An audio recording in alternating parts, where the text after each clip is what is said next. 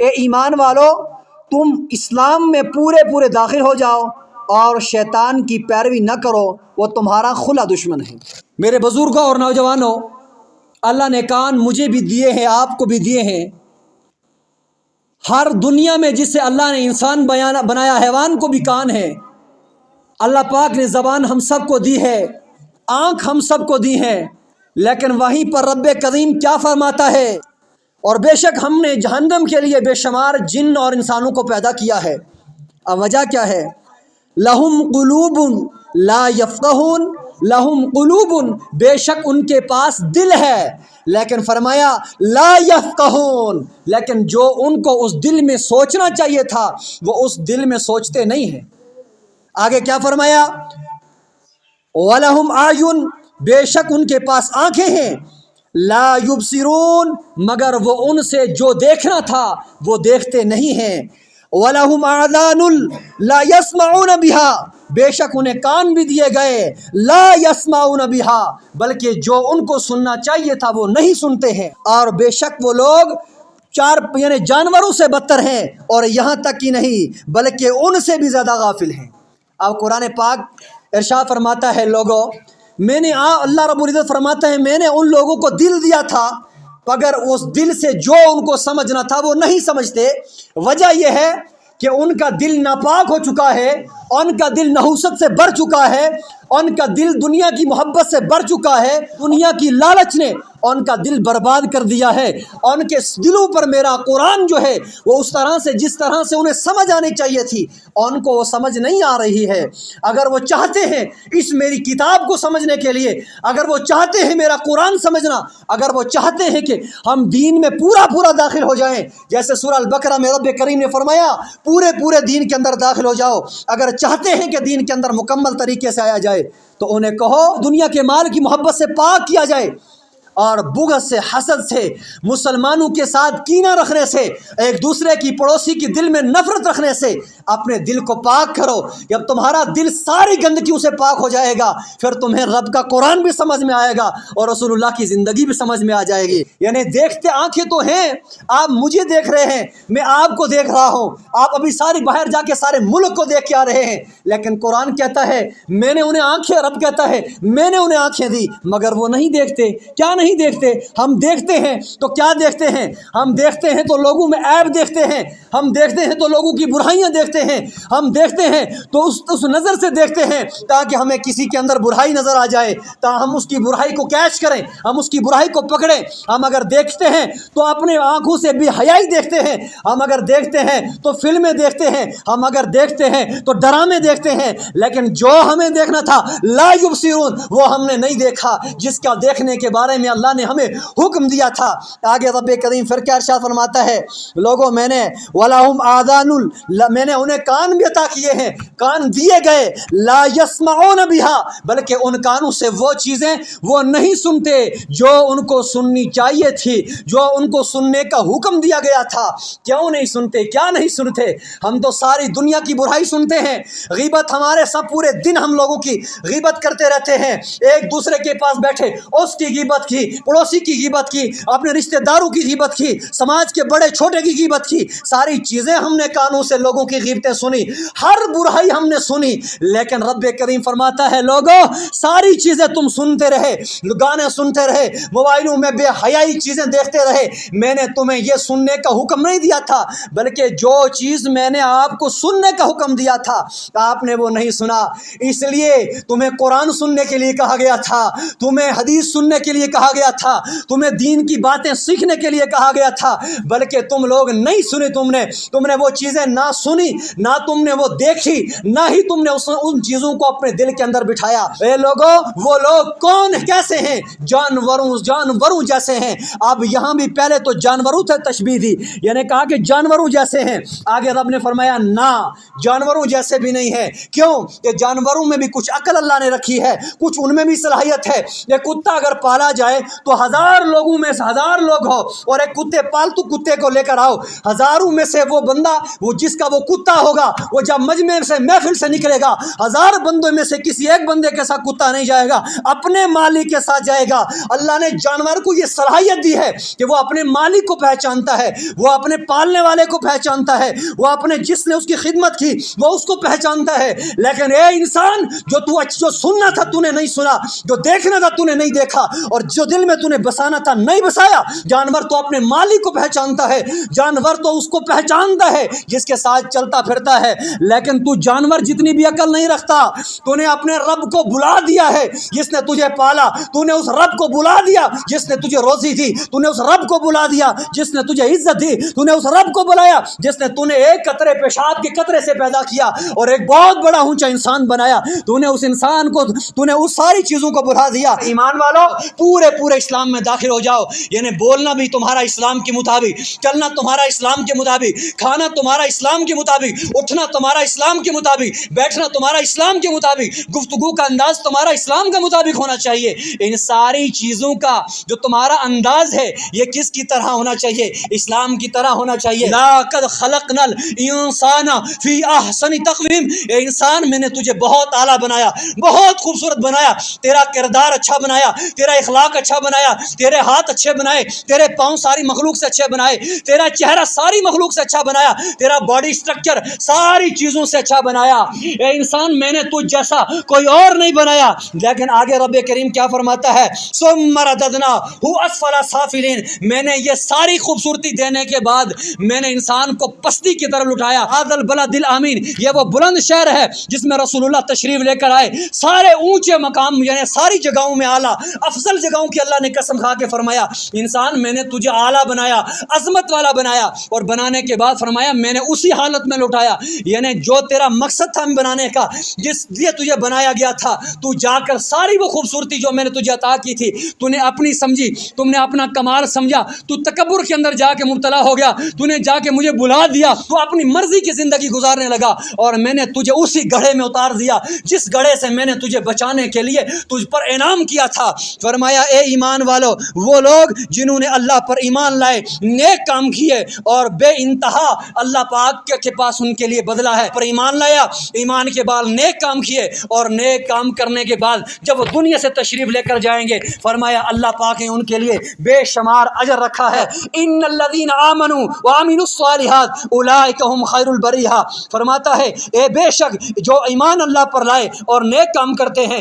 وہی ساری مخلوق میں بہتر ہیں۔ اے ایمان والو، جو ایک بار ایمان اللہ پر لایا، اللہ کو مانا، ایک حضور علیہ السلام کو اس کا نبی مانا، قرآن کو سچا مانا، اور سچا ماننے کے بعد اس نے نیک کام کیے ہیں، تم سب میں لوگوں میں سے بہتر بندہ وہی ہے۔ اب ہم نے خود یہ فیصلہ کرنا ہے یا ہم نے کون سا انسان بننا ہے، ہم نے جنت میں جانے والا بننا ہے یا جہنمی بننا ہے، ہم نے رسول اللہ کے ساتھ کھڑا ہونے والا بننا ہے یا اس کے نافرمانوں کے ساتھ کھڑا ہونے والا بننا ہے، ہم نے ابو بکر کے ساتھ جانا ہے، عثمان غنی کے ساتھ جانا ہے، یا مولا علی کے ساتھ جانا ہے، یا یہ لوگ جن کی زندگی دیکھ کر ہم زندگی برباد کرتے ہیں یا ان کے ساتھ جانا ہے۔ نہیں، ہم نے ابو بکر کے ساتھ کھڑا ہونا ہے، ہم نے عثمان غنی کے ساتھ جانا ہے، ہم نے رسول اللہ کی تعلیم کے مطابق اپنی زندگی گزار کر میرے آقا کے ساتھ جانا ہے۔ رسول علیہ السلام فرماتے ہیں مومن آسمان میں ایسے مشہور ہوتا ہے، یعنی جو بندہ ایمان لے کر اللہ پر آتا ہے، یہ ایمان والوں کی شان بیان ہو رہی ہے۔ فرمایا جاتا ہے جو بندہ اللہ پر ایمان لاتا ہے وہ آسمانوں میں اتنا مشہور ہوتا ہے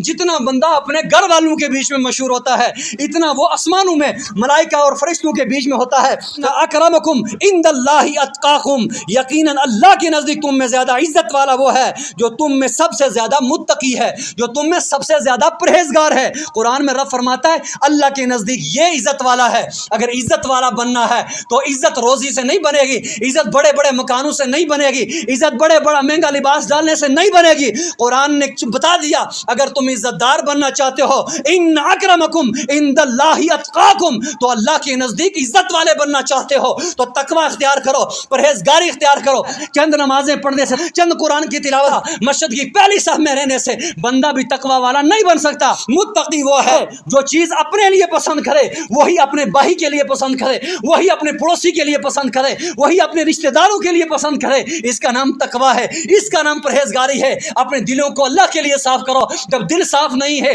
جب ہمارا اندر صاف نہیں ہے، باطن صاف نہیں ہے، ظاہر سے اللہ فیصلہ نہیں کرے گا، اللہ تو باطن کا دیکھنے والا ہے۔ یعنی تقویٰ اس کا نام ہے کہ تم اپنے پڑوسیوں کی مدد کرو، اچھے اخلاق پیدا کرو اپنے اندر، اپنے کردار، اپنے بول چال، اپنے چلنے پھرنے کا انداز بہتر کرو، اس کا نام تقویٰ ہے۔ حضرت ابن عباس رضی اللہ تعالیٰ عنہ نے فرمایا متقی وہ شخص ہے جو کسی دوسرے شخص کو دیکھے تو خوش ہو جائے، کسی مسلمان بھائی کو دیکھے اور کہے کہ تم مجھ سے کئی گنا اچھا ہے، یعنی دوسروں کو اپنے سے اچھا سمجھے۔ آج ہم ایک دوسرے کو دیکھتے ہیں تو کہتے ہیں ہاں جی میں ہی اس سے اچھا ہوں، یہ تو مجھ سے کہیں کمتر ہے، اس کے اندر یہ کمی ہے، اس کے اندر وہ کمی ہے، اس کے اندر یہ کمی ہے۔ قرآن نے فرمایا وَيْلٌ لِّكُلِّ هُمَزَةٍ لُّمَزَةٍ، فرمایا خرابی ہے اس بندے کے لیے جو عیب جو ہے اور عیب گو ہے۔ ایک عیب جو ہوتا ہے اور ایک عیب غو ہوتا ہے۔ عیب جو وہ بندہ ہے جو دوسروں میں عیب تلاشیاں کرتا ہے، اس کے اندر کیا عیب ہے، اس میں فلاں میں فلاں عیب ہے، فلاں میں فلاں عیب ہے، عیب ڈھونڈ ڈھونڈ ڈھونڈ ڈھونڈ کے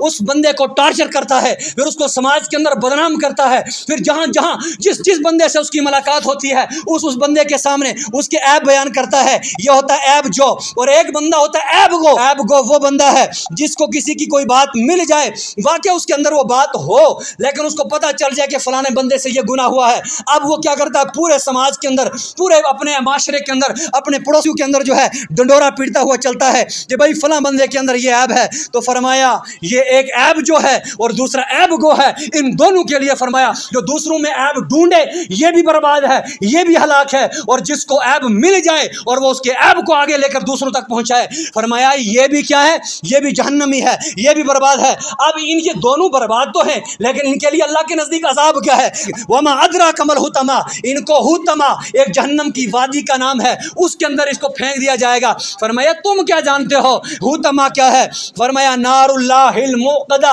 وہ آگ جو اللہ پاک خود جلائے گا، وہ جلائی ہوئی آگ اس کے اندر اس بندے کو ڈالا جائے گا۔ التی تطلع علی الافئدہ، اور فرمایا وہ آگ جس میں اس بندے کو ڈالا جائے گا جو لوگوں کو تکلیف دیتا تھا، لوگوں کے دل دکھاتا تھا، سماج میں لوگوں کو پریشان کرتا تھا، ان کی برائیاں بیان کرتا تھا، ان میں عیب ڈھونڈتا تھا، ان کی عیب تلاشی کرتا تھا۔ فرمایا کیا کیا جائے گا؟ اس کو جہنم کی آگ میں پھینکا جائے گا، اور جب اس کو جہنم کی آگ میں پھینکا جائے گا، اب غور یہ کرنی ہے یہ کرتا کیا تھا، لوگوں کے دل دکھاتا تھا، عیب ڈھونڈے، آپ نے کسی کو عیب نکالا، اس کے سامنے اس کی غیبت کی تو اس کا دل تو دکھنا تھا نا، تو جو جیسا کرے گا ویسا بہے گا۔ اب اس نے دنیا میں دل دکھایا تھا، التی تطلع علی الافئدہ، اس آگ میں جب پھینکا جائے گا نا تو اس کے بڑے بڑے انگارے اٹھ کے آئیں گے اور اس کے سینے پہ لگیں گے، اس کے دل میں لگیں گے، جو اس کے دلوں تک جا پہنچے گی اور وہ آگ اس کے دل کو جلائے گی۔ اور یہ فرمایا گیا جب اس کے دل کو جلائے گی تو یہ عرض کرے گا مولا مجھے جہنم کی آگ سے باہر نکال، لیکن جو نہر جیسے سمندر چلتا ہے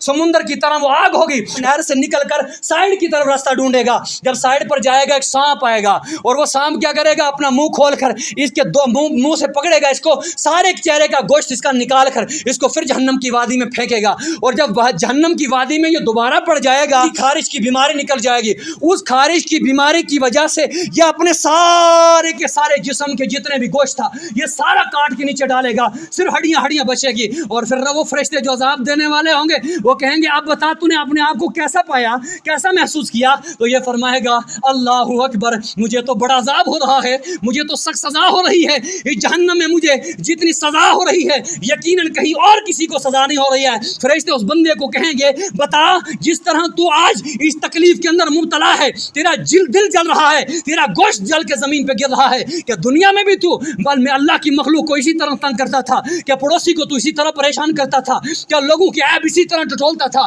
کیا لوگوں پر ظلم اسی طرح کرتا تھا؟ فرمایا آج اس ظلم کا بدلہ تجھے جہنم میں دیا جائے گا، آج اس ظلم کا بدلہ تجھے وادی وائل کے اندر داخل کر کے تو اس سے حساب لیا جائے گا۔ اس لیے میرے بزرگوں اور نوجوانوں، یہ ہم جو کام کرتے ہیں، جو ہم غیبت کرتے ہیں، ایک مسلمان بھائی دوسرے مسلمان بھائی کا دل دکھاتا ہے، ایک پڑوسی دوسرے مسلمان پڑوسی کا دل دکھاتا ہے، لوگوں یہ جہنم کے دروازے کھولنے ہیں۔ رسول اللہ صلی اللہ علیہ وسلم نے ارشاد فرمایا لوگوں جس بندے نے کسی مسلمان کو تکلیف دی اس نے مجھے تکلیف دی، اور جس نے مجھے تکلیف دی اس نے اللہ کو تکلیف دی۔ اور سمجھ لو اللہ نے فرمایا دوسری حدیث میں فرمایا لوگوں اے میرے نبی میں نے اپنے اوپر ظلم کو حرام کر دیا، لیکن سن لو یا رسول اللہ صرف میں نے اپنے اوپر ظلم کو حرام نہیں کیا، آپ کی ساری امت پر ظلم حرام کر دیا۔ اس ظلم سے مراد کیا ہے؟ رب نے فرمایا میں کبھی ظلم نہیں کروں گا، میں انصاف برابر کروں گا، کسی کے ساتھ زیادتی نہیں کروں گا، لیکن سن لو اپنی امت سے فرما دو میں نے آپ پر بھی ظلم حرام کر دیا، آپ بھی ایک دوسرے پر ظلم نہ کرے۔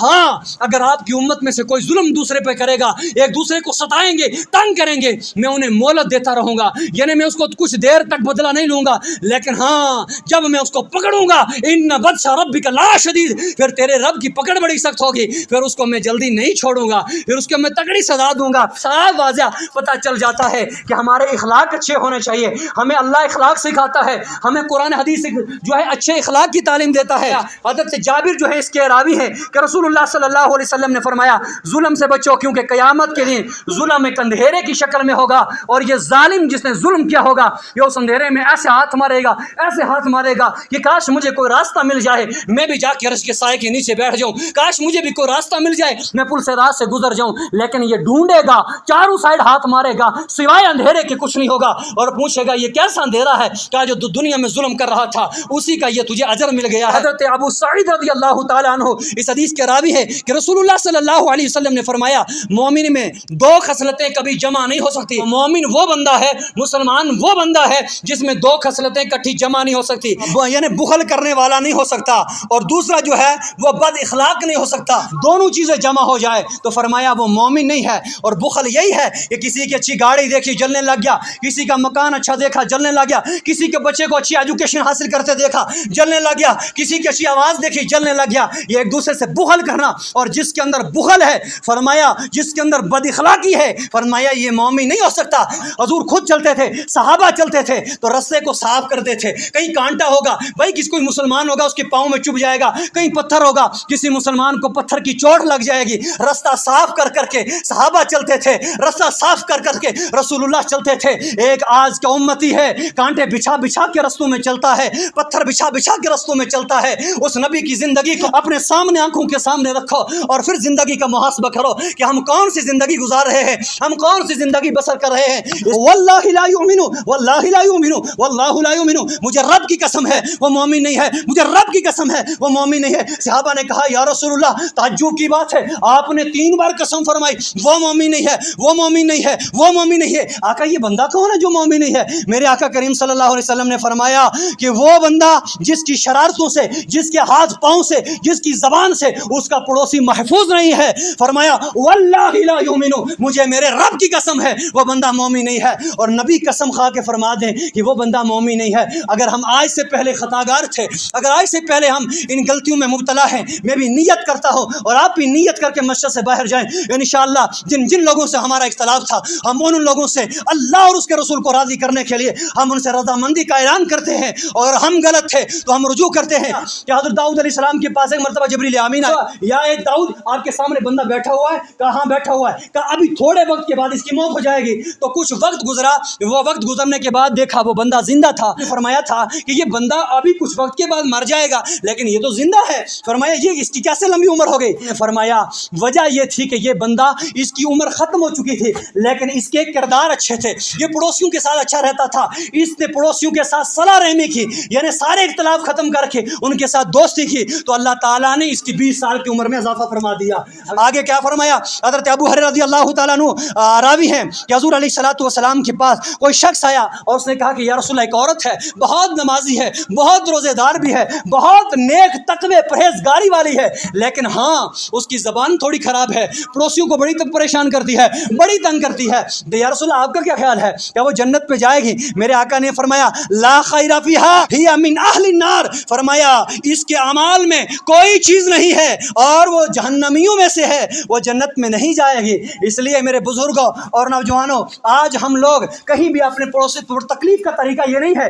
کہ ہم کسی پہ ظلم کریں، اس کا مال ہضم کر لیں، اس کا مال کھا جائیں، نہیں، اس کا مطلب ظلم نہیں ہے۔ آپ کسی بندے کی غیبت کر گئے، اس نے سنا بھی کہ میرے بندے فلاں نے غیبت کی، اس نے بدلہ نہیں لیا، یہ بھی ظلم ہے۔ کسی سے حسد کرو، یہ بھی ظلم ہے۔ آج سوسائٹی میں جائیے، آپ سماج کے اندر جائیے، آپ کو لوگ جگہ جگہ ملیں گے، جناب میرا بچہ بڑا پڑھتا لکھا، بڑا اچھا پڑھ رہا تھا، بڑا اچھا پڑھ رہا تھا، لیکن اچانک پتہ نہیں کیا ہو گیا، بچے نے پڑھائی چھوڑ دی ہے۔ کوئی کہتا ہے میرا بزنس بڑا اچھا چل رہا تھا، اچانک پتہ نہیں کیا ہوا، میرا بزنس بیٹھ گیا ہے، اچانک میری بچی نافرمان ہو گئی ہے۔ کیوں؟ کہ میں اب حساب کتاب لوگوں سے بتاتا ہوں، کہتا ہے کہ جناب آپ پر جادو کر دیا ہے۔ آج سماج میں یہ باتیں سنی جا رہی ہیں، تو جادو کرنے والے، جادو سیکھنے والے اور جادو سکھانے والے کو یہاں سے سن کر جائیں کہ میرے مصطفیٰ نے فرمایا جو بندہ اس نیت سے کسی نجومی کے پاس کسی جادوگر کے پاس گیا کہ جا کر اسے میں کوئی جادو بنوا کر لاؤں اور کسی کو تکلیف دو، صرف اس کی جانے کی وجہ سے اس کی 40 دن کی کوئی نماز، کوئی روزہ، کوئی عبادت، کوئی نیک عمل اللہ کی بارگاہ میں قبول نہیں ہوگا۔ ہاں اگر اسی 40 دن کے عرصے کے اندر یہ مر گیا، یہ کفر پر مرے گا اور جہنم میں داخل ہو جائے گا۔ اور دوسری میرے آقا نے فرمایا دھیان سے سن لو او میرے ایمان والو، جادو سیکھنے والا مجھ میں سے نہیں، جادو کرنے والا مجھ میں سے نہیں، اور جادو کروانے والا مجھ میں سے نہیں، جو نبی کی امت میں سے نہیں بچا، جو نبی کی امت میں نہیں رہا تو یاد رکھو پھر اس کے لیے نجات کا ذریعہ کون ہوگا؟ حضور علیہ السلام نے فرمایا اگر کوئی بندہ جادو کرے اور جادو کرنے کے بعد اس کا یہ پتہ چل جائے کہ اس نے جادو کیا ہے، یعنی تحقیق ہو جائے، تحقیق کے بعد اس کی سزا یہ ہے کہ اسے مار دیا جائے، یعنی اس کا قتل کر دیا جائے۔ تو فاروق اعظم کا زمانہ تھا، فاروق اعظم کے زمانے میں ایک کسی عورت نے جو ہے جادو کیا، جادو کرنے کے بعد اس کی جو ایک لونڈی پر جادو کیا اور جو پاگل ہو گئی، پاگل ہونے کے بعد وہ انتقال کر گئی۔ جب تحقیق چلی تو تحقیق کرنے کے بعد دیگر لوگوں نے علم کے مطابق جب جانا تو پتہ چلا کہ اس کے اوپر کسی نے جادو کیا تھا۔ تو فاروق اعظم کے پاس جب شکایت کلیئر ہو کر آ گئی تو فاروق اعظم نے اس بوڑھی کو بلایا اور بلا کر جو ہے اسے قتل کر دیا گیا تھا۔ تاریخ میں ایک عورت کا ذکر آتا ہے کہ ایک عورت بڑی جادوگر تھی اور وہ جادوگر عورت جو تھی اس کا بچہ کہیں کسی انسٹیٹیوٹ کے اندر پڑھ رہا تھا، تو جب وہ انسٹیٹیوٹ کے اندر پڑھتا تھا، اسلامک انسٹیٹیوٹ تھا، اسے وہاں پر عمل کرنے کے لیے دیا جاتا تھا۔ ایک مرتبہ اس کے استاد نے اسے کہا کہ آپ کو ڈیلی جا کر سورہ رحمان کی تلاوت کرنی ہے، تو جب وہ گھر جا کر سورہ رحمان کی تلاوت کرنے لگا تو اس کی ماں کے کانوں میں سورہ رحمان کی تلاوت گئی۔ ماں جادوگر تھی تو ماں کی کانوں میں سورہ رحمان کی آواز جانے کی وجہ سے ماں کے کانوں سے بھی خون جاری ہو گیا، ماں کی آنکھوں سے بھی خون جاری ہو گیا۔ وہ بچہ واپس لوٹ کر آیا، اپنے استاد سے کہنے لگا اے میرے اساتذہ آپ نے تو مجھے ایک سورہ رحمان کی تلاوت کے لیے کہا گیا تھا، لیکن جب میں جا کے کرتا ہوں نا تو میری ماں تکلیف میں مبتلا ہو جاتی ہے۔ کہا کیا معاملہ ہے؟ اپنی ماں کو میرے پاس لاؤ۔ جب ماں کو اس کے پاس لایا تو اس کو ماں کو چند قرآن پاک کی آیات پڑھ کر پینے کے لیے دی گئیں تو پانی اندر سے باہر آنے لگا، الٹیاں لگنے لگی، یعنی اس کے اندر پانی نہیں ٹھہرتا۔ اس نے پوچھا کہ بتاؤ آپ کی ماں کیا کرتی ہے؟ کوئی گناہ کام تو کوئی زنا کے اندر مبتلا تو نہیں ہے؟ کہیں ایسی بدکاری میں مبتلا تو نہیں ہے کہ اس کے اندر اللہ کا قرآن ہی نہیں بیٹھ رہا ہے، اس کے اندر پاک چیزیں داخل نہیں ہو رہی ہیں؟ اس نے کہا کہ میری ماں کوئی اور کام نہیں کرتی ہے، لیکن ہاں یہ ایک مرتبہ پڑوسیوں کو تنگ کرنے کے لیے، اپنے رشتہ داروں کو اپنے انڈر لانے کے لیے، موٹیویٹ کرنے کے لیے ایک جادوگر کے پاس گئی اور جادو بنوا کر لایا۔ آہستہ آہستہ اس جادوگر نے اس کے ساتھ دوستی ڈالی اور اس کو جادو سکھایا، لیکن وہ جادوگر تو بڑی بری حالت سے مر گیا تھا، لیکن اس کے بعد اس نے جادو اسے سکھایا۔ اب یہ گندگی کھاتی ہے، برے برے کام کر کے جادو دوسرے پہ کرتی ہے، جس کی وجہ سے اب اس کو قرآن پاک سننے سے بھی تکلیف ہوتی ہے، اس کو ناک سے، آنکھوں سے، کانوں سے خون جاری ہو جاتا ہے۔ فرمایا جاتا ہے جب وہ عورت مر گئی نا تو وہ اس حالت سے مر گئی، اس بری موت سے مر گئی کہ اس کا بتانا بھی ایسا عبرت ہے کہ بتایا نہیں جا سکتا۔ سماج کے اندر نظر دوڑا کر دیکھیے، جن لوگوں کے اندر یہ کوالٹی نظر آئے گی، جو لوگ اس بیماری میں مبتلا ہے ان کے بچے برباد ہیں، ان کے گھروں میں لاکھوں کی انکم آتی ہے، لاکھوں کے پاس ان کے پاس پیسے ہیں، لیکن گھر میں صابن کے لیے پیسہ نہیں، گھر میں اچھا لباس لگانے کے لیے پیسہ نہیں۔ کیوں؟ کہ اللہ سے جنگ لڑ رہا ہے۔ اللہ کہہ رہا ہے او میرے بندے، میرے پاس اتنے خزانے ہیں کہ ساری کائنات کو اگر چاہوں تو سونا بنا دوں گا، اگر میں چاہوں تو پوری دنیا کو امیر بنا دوں گا۔ ایک سائڈ بندہ کہتا ہے نہ میں اس کو امیر ہونے ہی نہیں دوں گا، میں اس کو جادو کروں گا، میں اس کو گاڑی سے ایکسیڈنٹ کرواؤں گا، میں اس کو فلاں کروں گا، میں اس کو فلاں کروں گا، لیکن خدا کے بندے تو رب سے جنگ تو نہیں نہ کر سکتا، رب سے لڑ نہیں سکتا۔ یہ تیری ناکام کوشش ہے، یہ تیری نحوست ہے، یہ تیری بدبختی ہے۔ اس لیے کوشش کرو اپنے پڑوسیوں کے ساتھ صلاح رحمی کی، اپنے رشتہ داروں کے ساتھ صلاح رحمی کی، اپنے سماج کے اندر اچھی سوچ رکھو، اپنے سماج کے اندر کسی کے بچے کو اگر اچھا پڑھتے دیکھو بلکہ اس کو چاہو تو تمہارے دشمن کا بچہ ہے اس کی مدد کرو، اس کی مدد کرنے سے آپ کا بچہ پڑھے گا۔ آپ کا پڑوسی اگر غریب ہے اس کے گھر میں کھانا لاؤ، آپ کے گھر میں برکت ہو جائے گی۔